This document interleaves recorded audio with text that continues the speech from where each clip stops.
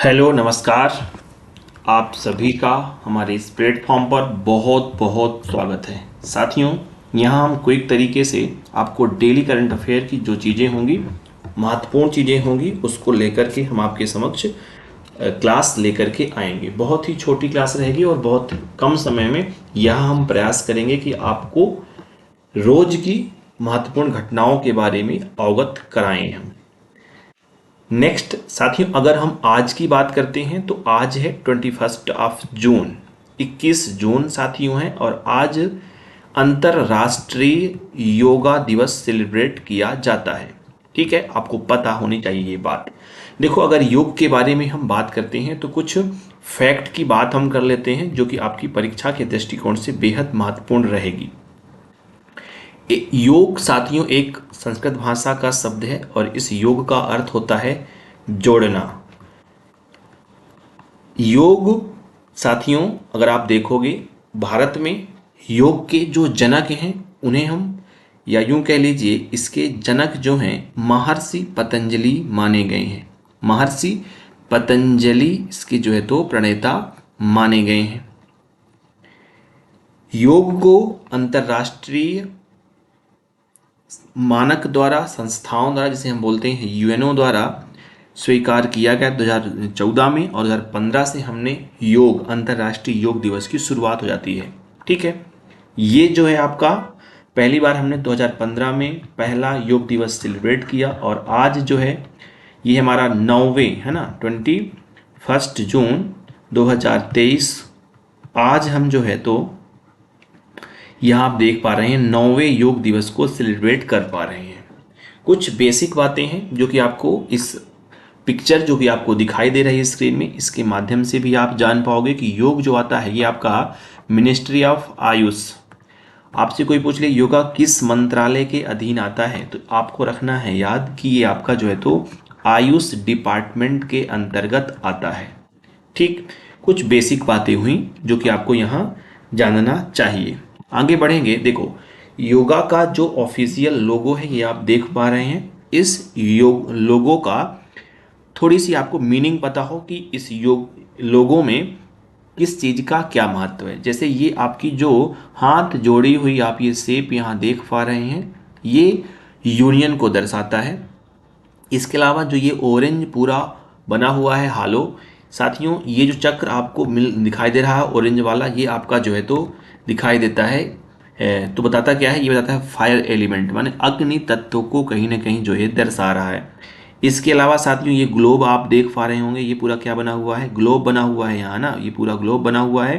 तो ये ग्लोब है, वननेस को दर्शाता है। ग्रीन जो पत्तियां हैं ये आपकी जो है तो नेचर को दर्शाती हैं। जो ब्राउन पत्तियां हैं ये अर्थ को दर्शाती हैं। और ये जो पूरा आप ब्लू देख रहे हैं ये वाटर बॉडी है ना, ये वायु तत्व को दर्शाता हुआ यहाँ नजर आता है। थोड़ी सी आपको इसका मतलब पता होना चाहिए, बिल्कुल नॉलेज के लिए, राइट। परीक्षा के दृष्टिकोण से हो सकता है कि थोड़ी सी कम महत्वपूर्ण हो, लेकिन आपके ज्ञान के दृष्टिकोण से ये महत्वपूर्ण रहने वाला है। देखो, कुछ अगर हम बात करते हैं हिस्टोरिकल बैकग्राउंड की, अगर साथियों हम बात करते हैं ऐतिहासिक पृष्ठभूमि की, तो आपको पता है 2014 में सबसे पहले हमारे माननीय प्रधानमंत्री मोदी जी के द्वारा संयुक्त राष्ट्र महासभा के 69वें सेशन में ये बात पहली बात की गई। मतलब इस बात का विचार किया गया कि योग जो है ये सभी को करना चाहिए और इसके लिए हमें कोई जो दिन है वो निर्धारित करना चाहिए। यूएनओ ने साथियों इस बात को बहुत ही जल्दी स्वीकार किया, और यहाँ आप देख पा रहे हैं कि अगले ही है ना 2014 में ही घोषित कर दिया गया 21 जून को योग दिवस के रूप में, कि 21 जून को हम इंटरनेशनल योगा डे के रूप में घोषित कर दिया गया। तो अगर आपसे पूछ ले कि योगा डे घोषित कब किया गया है, तो वो किया गया था 2014 पे।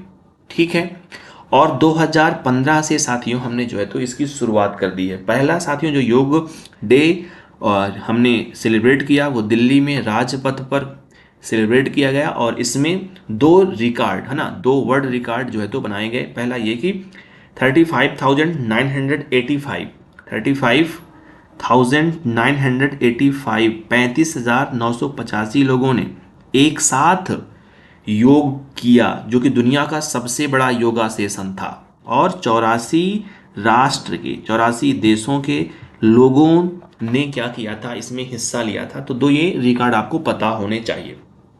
साथियों, अगर हम बात करते हैं योगा 2023 के बारे में, तो इसके साथियों कुछ फैक्ट जो कि आपकी परीक्षा के लिए महत्वपूर्ण हो सकते हैं। सबसे पहले बात कि इसकी थीम क्या है, जो परीक्षाओं में पूछी जाती है। आपको रखना है याद कि इसकी जो थीम है ये है वसुधैव कुटुंबकम। वसुधैव कुटुंबकम। प्रश्न साथियों अगर आपका यहाँ से आ जाए कि वसुधैव कुटुंबकम को कहाँ से लिया गया है, ये लिया गया है महोपनिषद से, अर्थात महाउपनिषद से इसे लिया गया है। जब भी आप संसद जाते हैं तो संसद के प्रवेश द्वार में वसुधैव कुटुंबकम आपको लिखा हुआ मिल जाएगा। ओके, इस बार का साथियों जो मुख्य कार्यक्रम था वो कहाँ सेलिब्रेट किया गया है, आपको पता हो, वो सेलिब्रेट किया गया है आपका जो है तो जबलपुर में, मध्य प्रदेश के जबलपुर में, जिसे मध्य प्रदेश की संस्कार धानी के रूप में भी हम जानते हैं। अब मध्य प्रदेश की साथियों बात आई है तो आपको यहाँ पता हो कि मध्य प्रदेश अर्थात मध्य एमपी के जो गवर्नर हैं वो कौन है, तो वो हैं श्री मंगू भाई पटेल। कौन है गवर्नर, तो श्री मंगू भाई पटेल। ओके, अगर आ जाए कि एमपी के सीएम क्या है, तो श्री शिवराज सिंह चौहान जी।